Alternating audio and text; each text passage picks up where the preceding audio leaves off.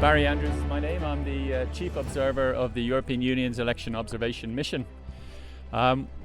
Today is obviously an incredibly important day, not just for Nigeria, but for the region and for the continent more generally. Our mission has been deployed here since early January.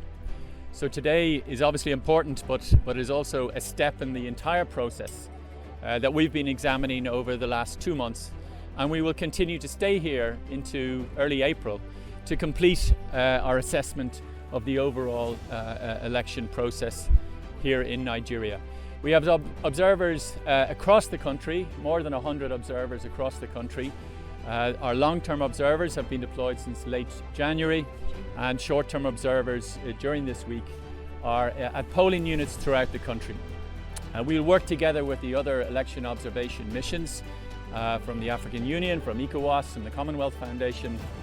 And in 2 days' time, on Monday, we will publish a preliminary statement, and that will contain our initial assessment of the election process, having regard to all of the issues that have arisen.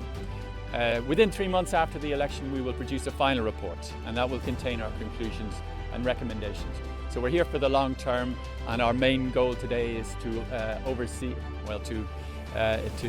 see that there is a peaceful election here, that people have access and that they can exercise their vote.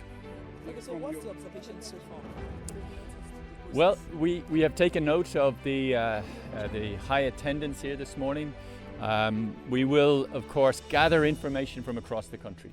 So we don't make observations until Monday, but we will gather in all that information and try to see if there are patterns, if there are certain things that happen that are merely isolated, and therefore draw conclusions in due course.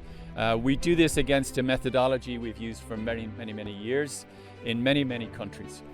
We are absolutely dedicated to non-interference in the political process, to complete independence and impartiality, and that has served us well and deepened the trust that people have in this mission. We are here at the invitation of the people of Nigeria.